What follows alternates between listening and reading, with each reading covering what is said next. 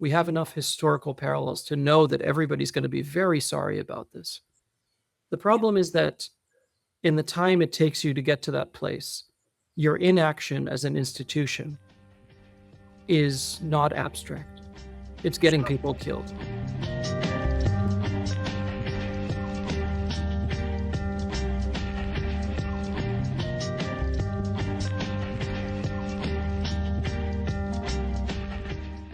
Welcome, Omar El Akkad, to the Radical Futures podcast. Really grateful that you've made time. Thank you so much for being here. It's my pleasure. Thank you for having me. You're welcome.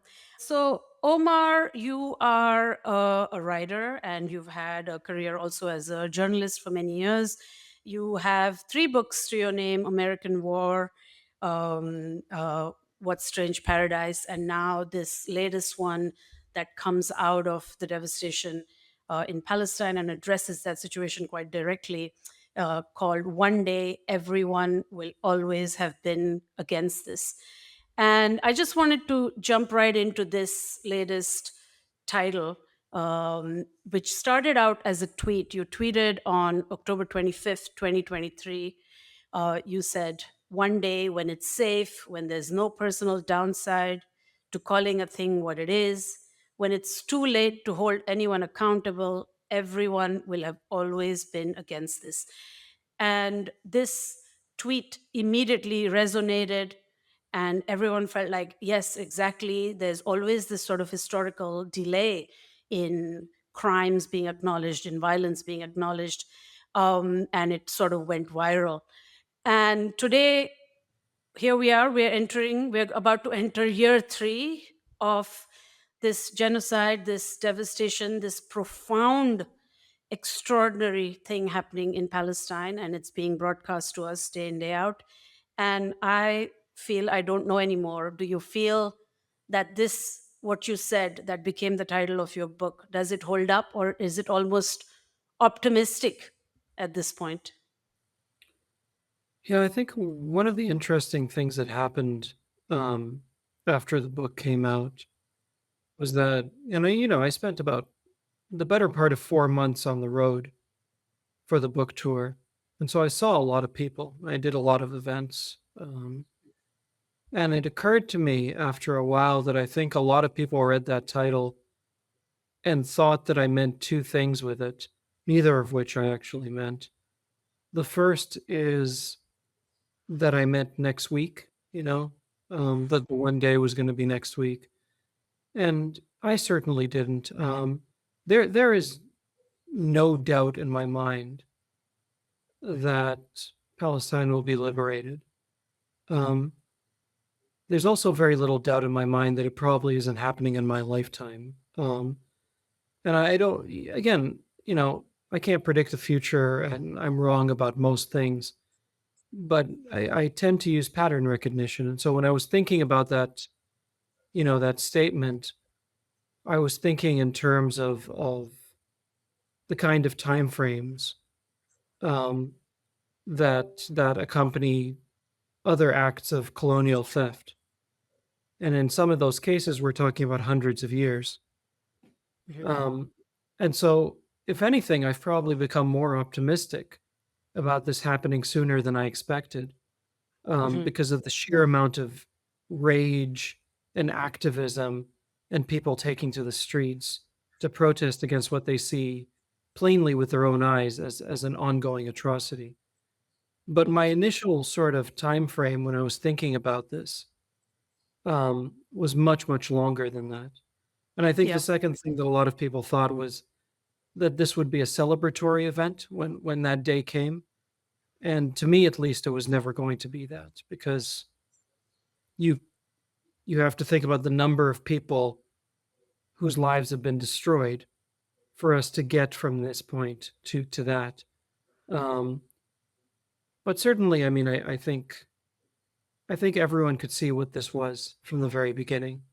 It was just a matter of whether it was in your best interest to look away or to imagine that something other than the obvious was happening. Hmm.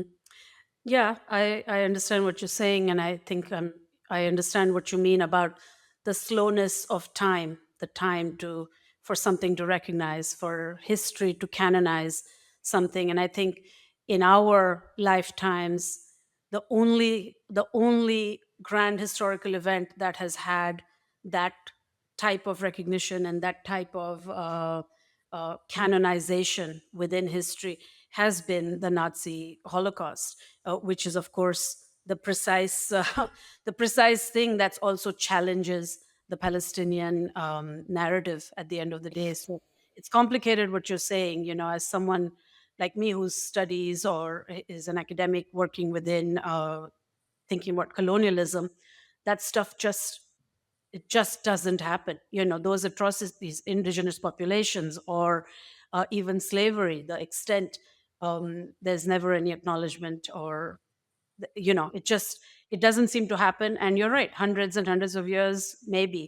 I don't know, I can't think of many instances. Even, I'm not trying to push hard on that, but it's just something that occurred to me as you were speaking. Yeah, I mean, absolutely. I mean, the historical analogies I was thinking about were things like, and I should say that the title of the book refers not to actual justice being achieved. I mean, the march towards justice is Sure. ongoing every single day. The title to me refers to when it is safe enough for the mainstream centrist liberal to be able to say that they always oppose this. And so the analogs that I was thinking about were things like how it's impossible to find a South African liberal who will tell you that at one point they were pro apartheid. That human being does not exist. Hmm. Or someone in the country where I lived will tell you that, yeah, at one point I was pro segregation. That human being doesn't exist. At one point, it became both safe enough to adopt a position and socially unacceptable to adopt a different position. And so that's what I was thinking about Absolutely. when I came up with that title. Yeah, no, you're absolutely right. um So I would classify this, and I think critics or reviewers also have. This is a memoir. This is a literary memoir that works, you know, through sort of there's chapters, but each chapter has these sections in italics, which talks about the present day or sort of has a reflective moment. And then there is quite a lot of there's quite a lot from your childhood, your youth, the ways in which your family moved various places and so on. And it just made me wonder whether some of this was already in the works, or did the whole book spring from the events of the fall of 2023 and what was happening in Palestine? Did it emerge out of that? Yeah, it's an interesting question. I mean, the short answer is that it very much emerged out of that. This was Mm. not something that I had been planning to write by any stretch of the imagination. In fact, it comes about because in very early November of 2023, my editor, John Freeman, was in town in Portland for the book festival, and we were out to dinner, and I was raving and ranting about how I didn't understand what my place was in this part of the world was anymore. And I think at one point he probably just got so sick of listening to me say this that eventually he sort of told me I should be writing about it. And I had been sort of sketching notes, but Mhm. that's when I started writing in earnest. Yeah. Um, well, it's interesting to me because, in my mind at least, this is overwhelmingly a book about the West. Palestinians can tell their own stories and are telling their own stories. To me, this is a book about the fundamental disconnect between the promise and the narrative and the performative aspect of Western liberalism, Mhm. with all of its concern for international human rights and equal justice for all and all that good stuff that I believed for the vast majority of my life, and the reality, which is what we are seeing right now. Um, and so at a certain point, it became clear to me that it would be whatever the result of this writing was going to be, it would be wholly fraudulent if I didn't address my complicity in all of this. I often say that there's nothing in this book, nothing this book indicts or interrogates or autopsies that I'm not directly complicit in. And so there's probably, at the very least, a more efficient version of this book. There's probably a better version of this book that doesn't delve into the personal side of it. But I think that it would be very difficult for me to wholly sidestep how much I bought into that mainstream liberalism for the majority of my life, and so I think that's the entry point for that aspect of the book, but that's not to say that it makes it a better book, it's just the only version of this book that I could write. Mhm. Yeah, I think with my literary critic hat on, I the personal is so absolutely important rather than you imposing some sort of theoretical social justicey judgment upon the world. So I think it works quite beautifully for what it is. Um, to take you up on you feeling complicit or continuing to say that you believed that the West stood for something, that the liberal West stood for something.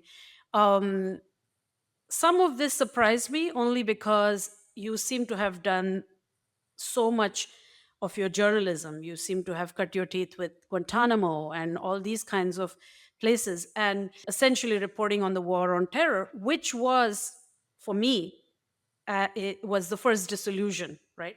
I also came from somewhere, I came to study in the US and loved many things about it. And then it dissipated as the war on terror got worse and worse.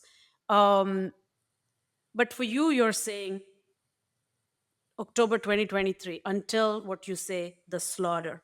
So, how can you, how do you demarcate those disillusionments? Yeah, I mean, I think for me, the I often say that if I had more of a backbone, probably this moment arrives earlier in my life, precisely because of those experiences that you talk about. You go to Afghanistan and you see that the Afghanistani soldiers are the ones who are constantly put on the front lines of the forward operating bases because that's where the attacks will happen. And so if somebody's going to get killed, it's going to be them. You see this very plain hierarchy of whose life is actually worth something. But you're able to, and of course I say you, I mean me, you're able to compartmentalize, which is to say you're able to tell yourself, yes, this is plainly in violation of everything I've been told this part of the world stands for. But this is a unique situation, and this is a unique moment in time, and so on and so forth.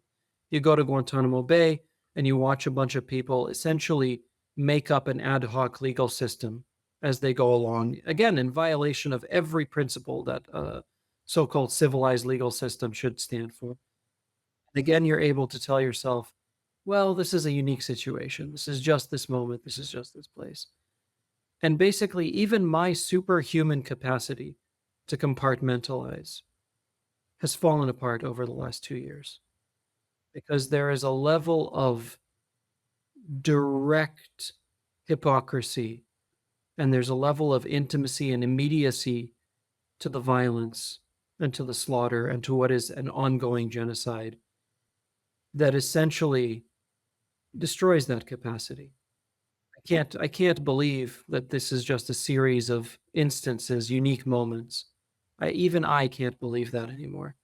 And when you've lost someone like me, um, that means something, right? So I think that was the distinction for me. The, there's just a level of intimacy and immediacy where you're waking up every morning and you're watching evidence of the worst things human beings can do to one another.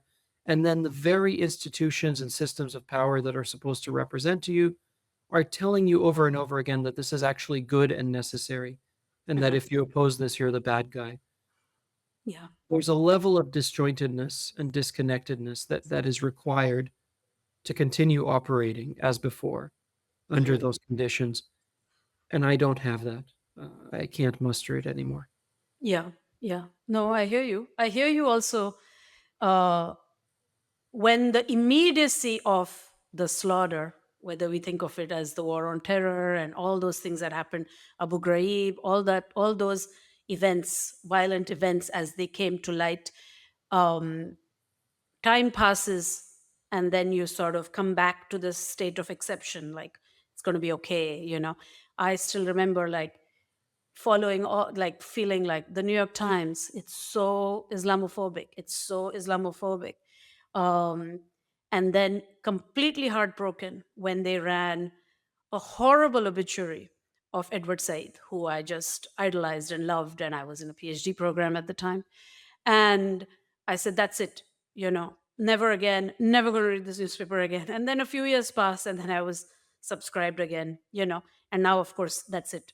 It's absolutely over. So I recognize what you're saying. We sort of normalize a bit, we make excuses, and it's not possible at all anymore.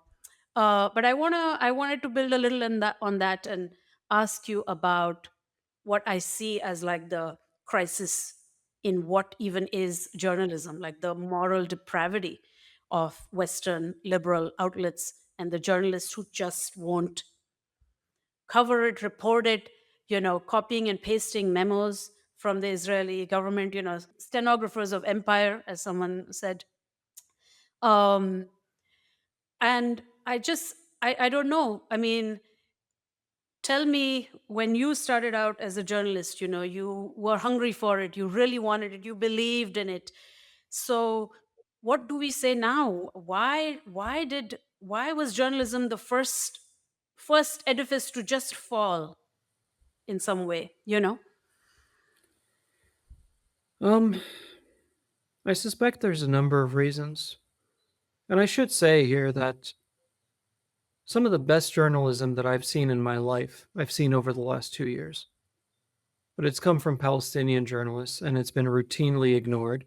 And those journalists, by and large, have been executed for doing that work. Um, in fact, their families, in many cases, have been executed. Mhm. Um, and I think, to me, the thing that has become impossible to ignore in terms of my former profession over the last 2 years is the glaring chasm between the story as it would be written in a vacuum, Mhm. absent external pressures, and the story as it is written under those pressures. And when I talk about those pressures, I'm talking about things like advertisers threatening to pull their ads, or a company threatening to revoke access to their executives, or a government official yelling at the editor, or that editor deciding that you are too troublesome and that your career has to be sort of stunted as a result. All of Mhm. those things, right? And I think every journalist at every point in their career needs to ask themselves, how big is the gap between those two stories? Because that gap to me is my definition of journalistic malpractice. And so I spent a lot of time talking about this because you see it every single day working in a newspaper. Every single day. Every reporter knows these things. They know it consciously and they know it subconsciously. And they Mhm. know the difference between, oh, if I write it this way, some people are going to yell at me on Twitter, versus, oh, if I write it this way, I might lose my job and my career might come to an end. And like every other human being in every other profession, people proceed accordingly. They create their risk reward matrix and they proceed accordingly. The difference is you're not selling mattresses. Um, you are involved in one of the most vital professions on this earth, both in terms of how it affects the present moment, but also in terms of what it leaves behind for future generations, in terms of an accounting of that moment. Yeah. I cannot believe how many of my former colleagues have disgraced themselves over the past 2 years. And I Yeah. cannot believe, and maybe if I was less naive, I would be able to believe this, but I cannot believe how many of them were rewarded for it. I I mean, we know. talk about the New York Times. How many of those journalists have gotten promotions as a result of doing this work? I know. Um, and I understand where I live. I understand the society I live in. I understand the part of the world I live in. And I understand a lot of times that if you try to make the appeal that is in any way dependent on Palestinians being actual human beings whose lives are worth something, you're already playing from behind. So, fine. Okay. You don't consider Palestinians human, Arabs, brown people. Okay. You must at some point conceptually understand the damage that you have done to your own profession that will last for generations. I mean, when I go talk to younger folks, when I talk to high school kids, when I talk to college kids, first of all, there is nothing in this book I've written that they consider remotely revolutionary or even profound in any way. They are far ahead of me in every respect, and more power to them. But also, how many of these people are actively losing faith in the institution of journalism itself because they've seen so much, not to be crass, but because they've seen so much bullshit that they have effectively severed future ties with this profession as their center of information. The damage that has been done to this profession over the last 2 years is certainly not the most important thing, and it does not compare to the human carnage, but it is very real. And I Hmm. think anyone who has been involved in any arena of journalism during this time would do well to think about what they've actually done. Yeah. Does it feel to you that there is literally no such reflection at all? That the journalism that we are seeing from Western liberal outlets is entirely feels content in its moral stance? Because I can't tell if they are bought or if they really believe. I can't tell if it's for the rewards and this is the way the bread should be buttered, or is it really and truly faith in this, in these, whatever these values are, that A, it's say not genocide, or B, Anas al Sharif was tied to terrorism, or these kinds of things you know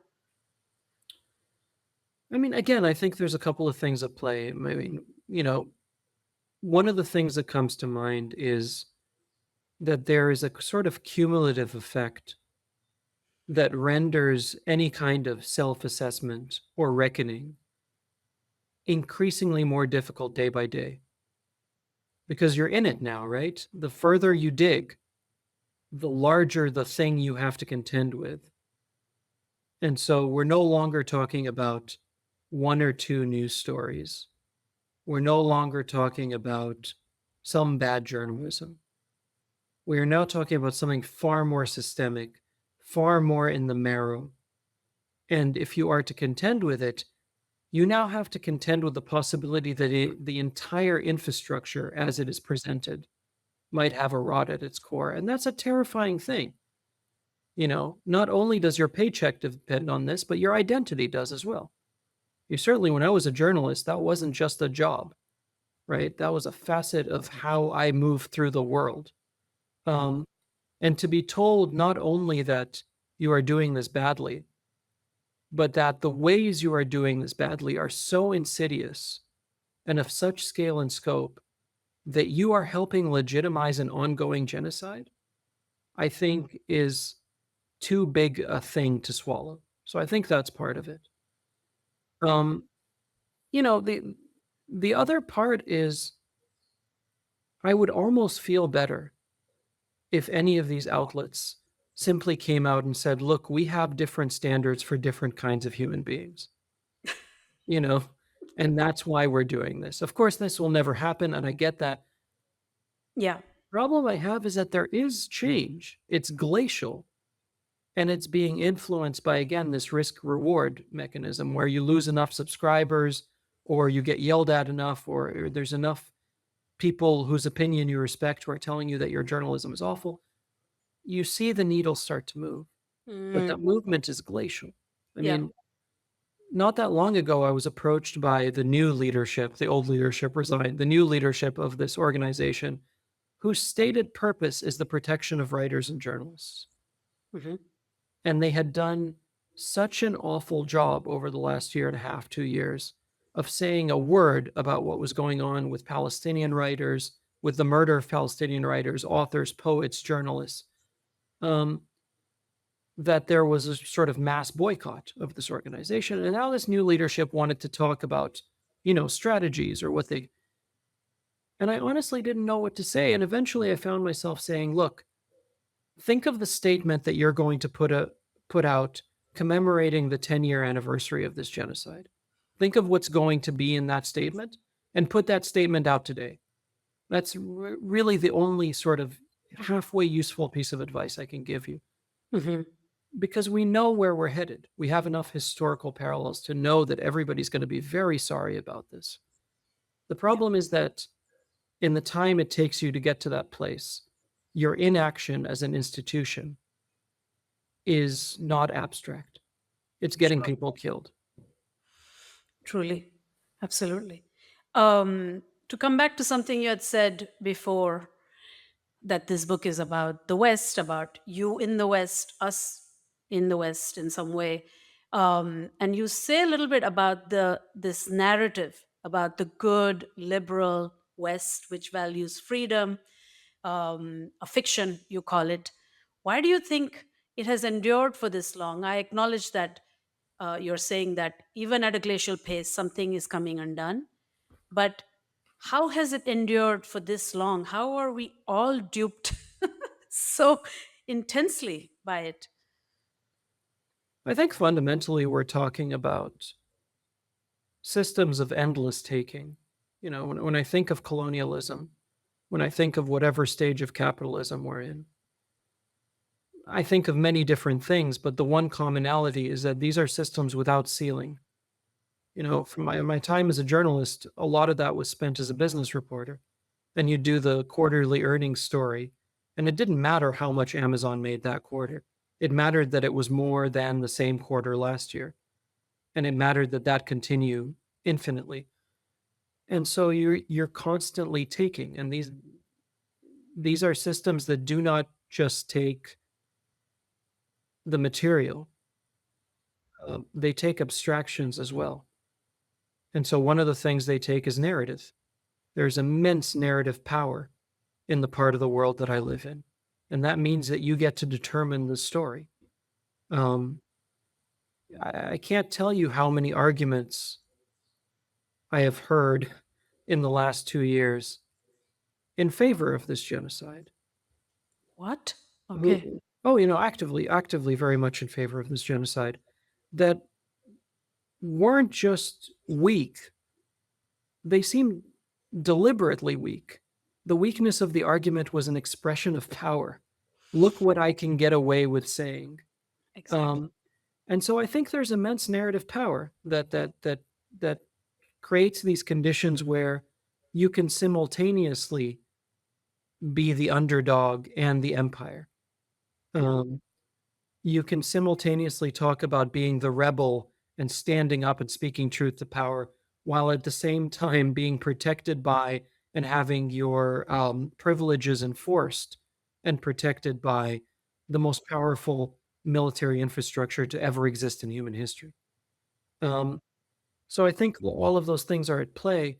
Um, the, the the problem is that fundamentally there's you either stand by these principles that you claim to believe in or you don't.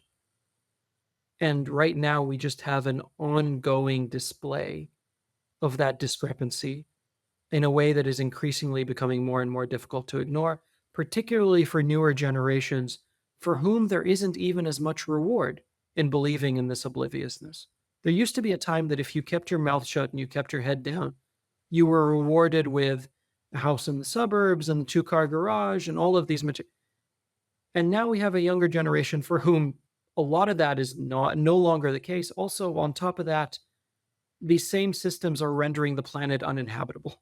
And so the risk reward mechanism is being blown completely out of the water. Um, and so I think it has survived for an incredibly long time, obviously. But I do think that eventually the snake starts to eat its own tail. Mhm. Any system of endless taking is going to end up in this place. Yeah. No, I hear you. Um, I know we've been talking about the West, but since I have you, and I know you are of Egyptian, you have Egyptian heritage, you know. And I was rereading your book before we started recording, and some of it, when you're talking about the Arab world and your experience of it, and leaders, dictatorships, this, that, and the other, the usual gamut of stuff, stereotypes, some true, some not, but it reminded me of I had taken a class when I was in grad school with the late novelist Elias Khoury. And the class was entirely focused on the question of the other. So we read a whole bunch of Israeli novels and a bunch of Palestinian novels, and how each depicts the other. And what are the limits they put themselves to, and so on. But anyway, one of the things Elias Khoury would be fond of saying, and it had kind of lodged in me and it only now makes sense, he would say, everybody loves Palestine, nobody likes Palestinians. And he was talking he was talking about the Arab world, or coming out of, like, we were reading Men in the Sun by Hassan Kanafani, where they're banging on the walls of the tank and nobody can hear them, and stuff like that. um, and we're just watching a horrific scale of this, not Western, but also Jordan, Egypt, all those neighbors, and so on. What do you think of this formulation? I mean, there are certainly places where it's incredibly apt. I mean, Yeah. you go to Kuwait, you go to the UAE. I mean, I understand in the part of the world I live in, it's just sort of one big brown spot on the map where it's just like Arabs live here, but there actually are sort of, you Yeah. know, designations and actual differences. But obviously there's sort of historical reasons for for example, the way Kuwait might react to the plight of the Palestinians, or the UAE, compared to Lebanon, and so on and so forth. And this is true of any part of the world, right? To say nothing of a part of the world that is bordered the way it is because 100 years and change ago, a bunch of British and French guys sat in a room and drew some lines on a map. What's interesting to me, and I say this as somebody who has no respect for virtually any Arab government, none, um, and I say that plainly. Yeah. And um, I was in Qatar late last year. I was teaching, and Qatar is where I grew up. I left Egypt when I was 5, and so any chance I get to go back to Qatar and see my old high school friends, I'll always take it, sort of thing. But you're sort of you're driving around and you see Palestinian flags hanging from the sides of building, and a place like Qatar, nothing like that happens without official approval, right? So you know that this has been sort of given the go ahead, but you also know that beyond this very performative thing, there is a hard wall. Um, and if you try to go further, if you try to agitate, in a way for actual material support as opposed to the flag, you're in trouble. Um, I think I think there's at least two factors at play here. The first is that essentially almost all of the ruling parties with around the Arab world know the consequences of upsetting the United States. Um, and they will quite simply never run afoul of that. That is a function of self-preservation, particularly since, or especially since, most of these governments are nowhere near democratic. They're essentially a series of despots and dictators, and they need that support to prop them up. Um, I think the other factor, which probably relates closer to what you were talking about, is the actual fear of what Palestinians represent to these Arab leaders. Do you really want to support the Arab population that is more well versed than any other population in acting in a revolutionary manner? Do you really want to do that? Do you want to risk that proving contagious? We're not that far removed from the Arab Spring. These governments know exactly what a significant portion of their population feels about them. So I think both of these factors play into the status quo, which is effectively, hey, you fly whatever flags you want. That's great. But then you keep your mouth shut because every single one of these leaders knows how much rage there is among their population Yeah. about what is being done. Yeah. Um, so that's where we end up. And I didn't respect these governments to begin with, and even I have lost more respect over the last 2 years, which is saying something. Yeah, yeah. Yeah, it's hard. It's hard. And the two places that I care about, Palestine and Sudan, it's like Egypt has them in this lock, It's painful Yeah. to contend with that. And I mean, the United Arab Emirates is directly complicit in what is happening in Sudan. It's not even a matter of passive lack of support. This is you are directly complicit in this. I know it's intense. Um, you know, one of the themes of in all your work is migration, and this book as well. One day, the memoir is also the theme of migration is very much there, whether it's your own family or whether you're thinking about this idea.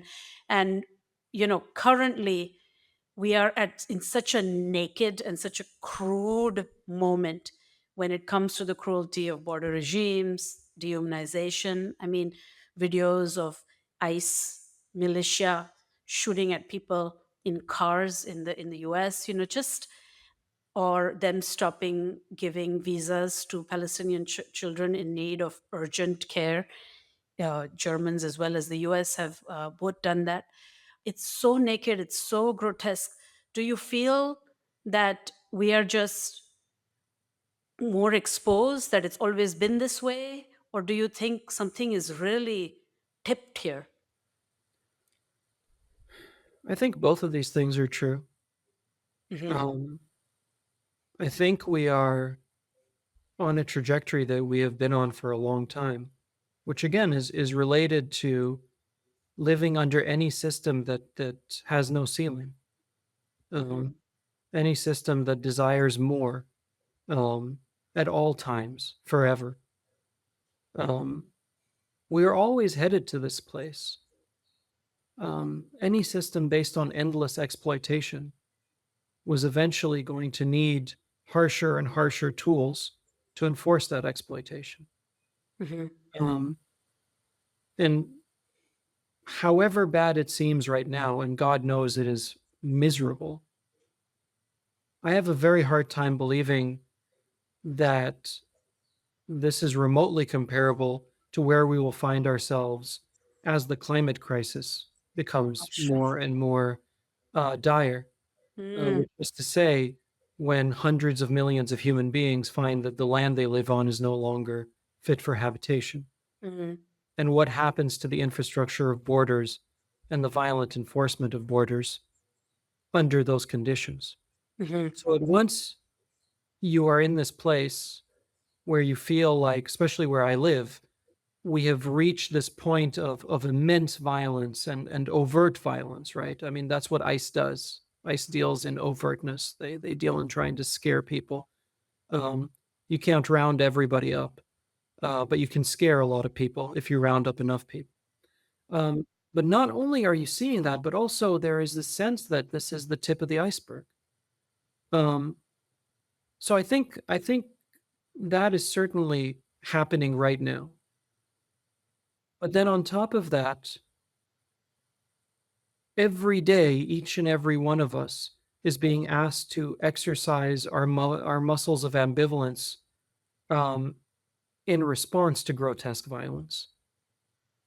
Um, I genuinely cannot tell you how many images of mangled and dismembered children I have seen over the last 2 years. I have now become conditioned that if I open up any social media, I don't spend much time on social media anymore, but if I open up one of these outlets and I see a picture of a smiling Palestinian child, it's because that child's just been killed, right? I've become Exactly. conditioned to understanding that that is what is happening. And Yeah. that can't be without long-term consequence, right? It's a Hmm. central part. Though the violence of an ICE agent somewhere in Florida or Texas is not removed from the violence being done to Palestinians on the other side of the planet, Hmm. and our the and this notion of being compelled to exercise even greater and greater powers of obliviousness. Hmm. So it does feel like something has tipped, but Yeah. also that we're headed towards something really awful and have been for a very long time. Hmm. A little bit of what I'm hearing is that the way the broadcasting of images has moved of horrible, violent, cruel, barbaric, cruel, devastating images, the way in which now, 2 years in, as we see this live stream, um, some normalization has occurred. I still attempt I still believe I've been shocked recently by the mothers cradling the skeletal children, and this is a new image in some way. And it's shocking, and I don't want to see them, but I feel like I must stick with it. I should look at them. But I don't know where we end up. Where do we end up? I think some normalization does happen with so much being flooded, like flood therapy or whatever they call it, when you start to fear something, when you're shocked by something, where you more you flood yourself with it, you know, you lose whatever that is, that shock or fear. So I don't know where I don't know where we end up, with this in some way.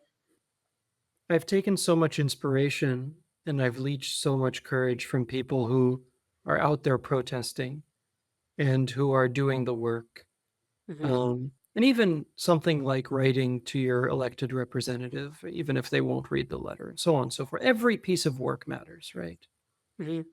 But I think sometimes, at least for me anyway, there's a you lose sight of the reality that this is a historical atrocity, and that in any kind of even remotely functional world in a moral sense, a world in which the duty to protect mattered, a world in which basic human decency factored into any of our decision making at an Hmm. institutional level.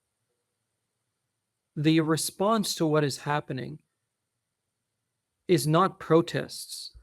It's not people writing their elected representatives. It is a military intervention to stop an entity from committing an ongoing genocide. Hmm. And of course, the nations that are in a position to do this are clearly not doing this. In fact, they're doing quite the opposite. They're arming this entity, right? Yeah. And so what we're left with is a situation where individual human beings are being asked to strategize the best ways to stop an ongoing genocide. Yeah. And none of us have any idea how the hell to do that, nor do we have the resources of a nation state. I know. Um, It's the same we with have the to, fundraising, you know. exactly right. Like we're not going to fundraise our way out of this. We're not going to donate our way out of this. Hmm. And so what you're left with is a situation that is by definition impotent, and it's infuriating because on a moral level there is nothing complicated about this. Um, Hmm. it's only when you factor consequences, personal Yeah. consequences. There's that whole Onion article, the Onion op-ed about how the situation in the Middle East is complicated because on one hand, killing children is bad, but on the other, I still want to get into Harvard. Oh, It's that sort of thing, right? yeah. Yeah, I, it's I exactly don't that. know how this ends. I genuinely don't I know. know. But I do know that we are being asked every single day to increase our capacity and our tolerance for the most horrific things imaginable. And there's no way that that remains confined to any one part of the world or any one atrocity. Yeah, absolutely. No, I hear you. I want to ask you just very quickly a little bit about writing. You as a writer, what I realize is that each of your book arrives in a different genre. Like the first novel, American War, is post-apocalyptic speculative fiction set in 2074. What Strange Paradise is more of a traditional literary novel, also alternating in terms of voices and language and style and so on. And then one day everyone will have been against this. This is a literary memoir. Then there's all this journalism that you've done. You worked as a journalist. So, just to take us outside of this question, perhaps a little bit of Palestine, if that's even possible, how do you move across these various forms and style? Which genre is sort of like really beloved to you? What is a common thread between them? I think, at my core, for the vast majority of my life, the act of telling a story has been not only the only time where I feel comfortable in my own skin, but also the only mechanism by which I have any hope of trying to make sense of the world around me. Mhm. Um, when I was about 5, 6, 7 years old, it occurred to me. I wrote my first story, and I think a teacher liked it or something like that. And this notion that you could write something down on paper and somebody else would read it, and it was akin to reaching inside their head and pulling the wires, Yeah. was magnetic to me in a way that nothing else has ever been since. I'm not really good at anything else. I'm not. I have no natural talent to speak of. I have no charisma or confidence or any of that. Like, Yeah. and I don't say this as sort of like, Yeah. it's just I've known myself for a long time. Writing is my avenue of first retreat.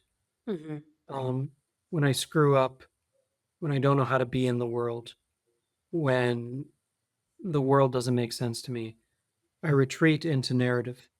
And so Yeah. I spend a lot of my time um, essentially lost in a world of some story of my own making because I'm trying to sit with something that doesn't make sense to me in the real world.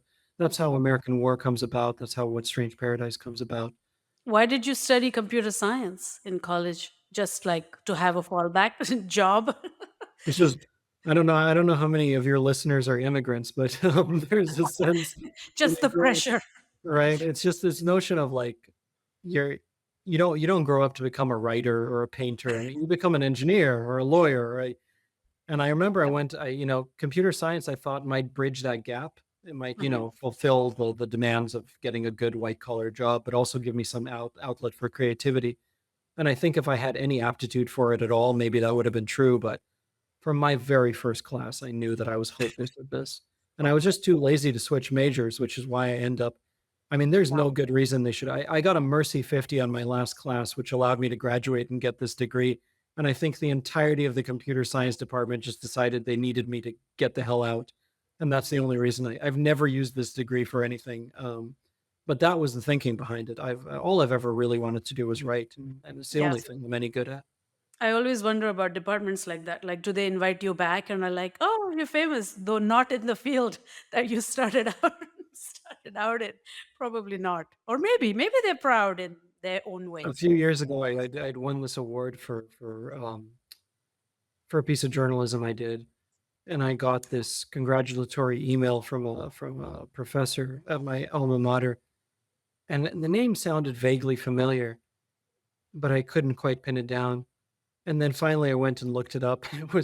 It was one of the guys who had supervised my thesis. So that should give you a sense of Oh, like how invested I was. connection wasn't It there. was I know I was a horrible student. Those poor professors should never have had to deal with me, but such is Yeah. life. That's hilarious. I have a weird question, perhaps, but I think you've written this book, and I think it covers a lot of themes that currently are seen as controversial. People are being ousted from academia, events being canceled, and things like that. And I want to think about the success of this book. That this, I'm sure you get all kinds of negative mail and negative reactions, but for the most part, I'm going to say that this book is successful, right? And I have a dear friend who's a kind of well-known actor and but has been very intense with his activism for Palestine.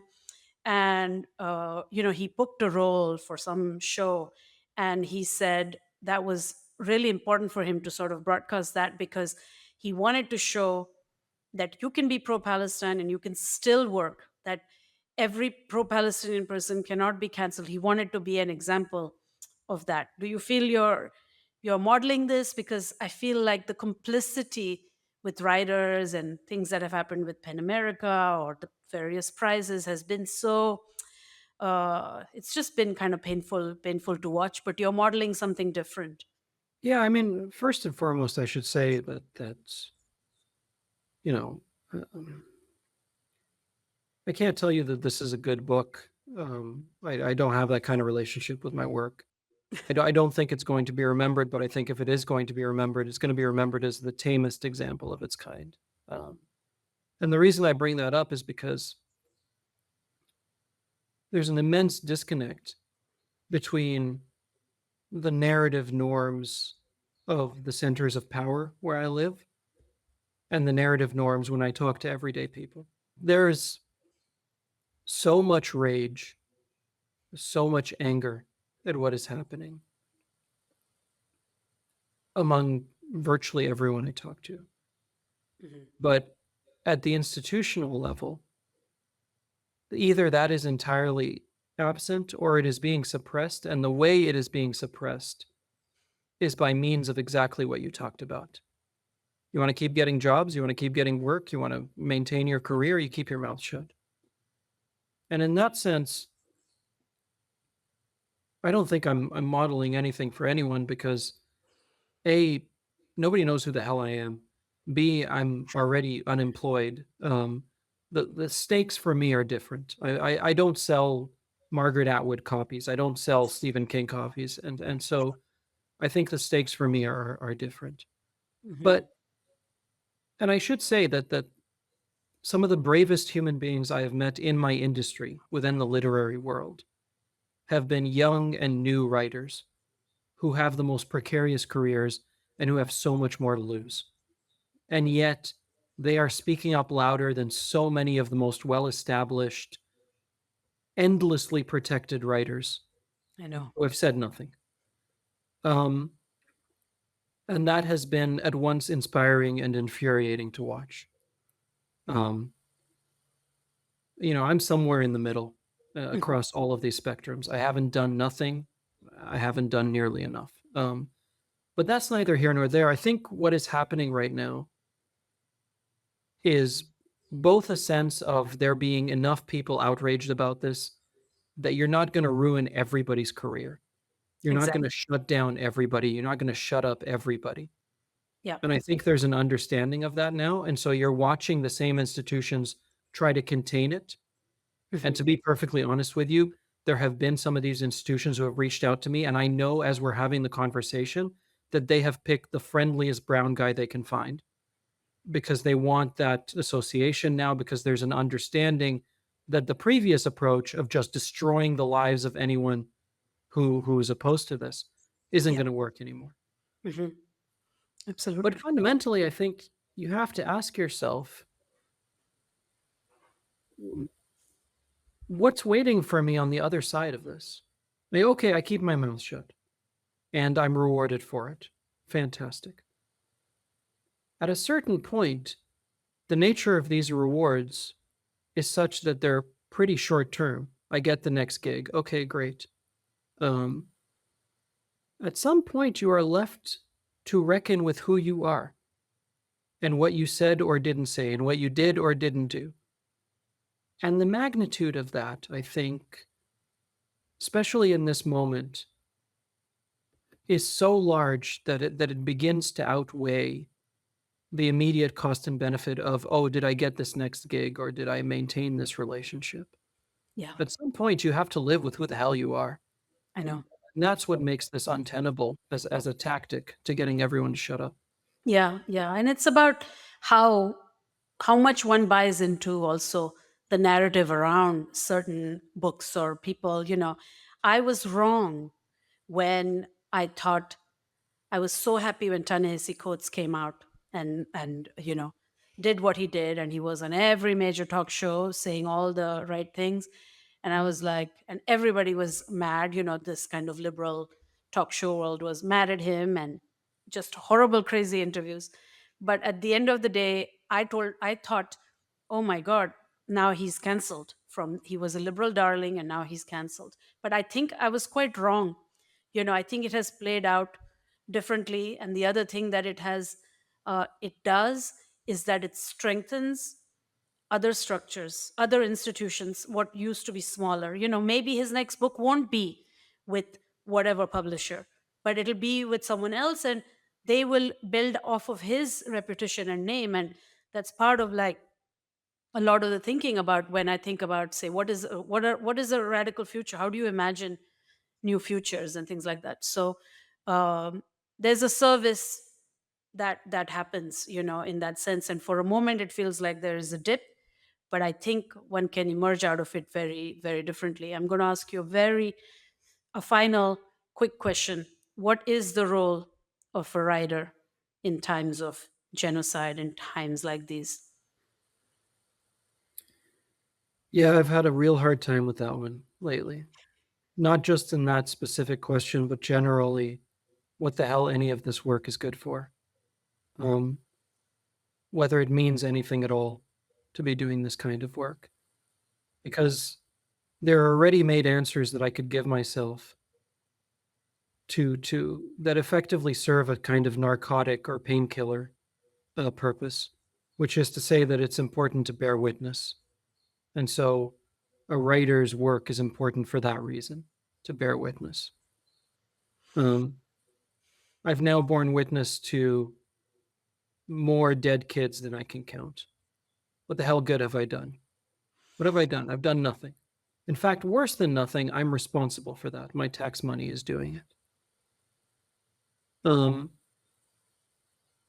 I can talk about this notion of sitting with the question and exploring it through literature, and the idea of literature as a kind of conduit Hmm. to saying something about what it means to be human.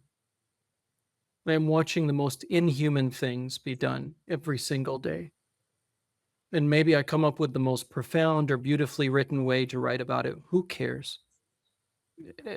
All of the sort of ready made answers that I've kept in my back pocket that allow me to justify what it means to spend your life telling stories feel so incredibly hollow right now that I genuinely can't come up with a good answer for you. I can't. Um, and that's making it difficult. And I think what's even more infuriating is that I know in 10, 20, 30 years' time, there's going to be so many beautifully written novels about all of that horrible stuff that happened way back then. And they're going to be written by the same people who are saying absolutely nothing right now. And they're going to win awards and they're going to be treated with such reverence because it's going to be safe. Yeah. Yeah. Um, I know. the piece of crap I've written maybe doesn't do anything at all, but at least it's not that, right? And so I don't know. I don't know what we're doing. Yeah. And it's I wish there was a but at the end of that sentence, but unfortunately there isn't. No, thank you for trying. I think what you've one of the things, and I know there's a James Baldwin quotation somewhere in a meme being packaged and thrown around, but I think when you said it, I felt it. And sometimes it's enough to just feel one thing, when you said there's no such thing as someone else's children, you know, I really I get it, and I think you can do that little thing, and you did that. So thank you for sharing, and that was a lot of food for thought and lots to think about. Thanks for being here. Thank you so much. Appreciate it.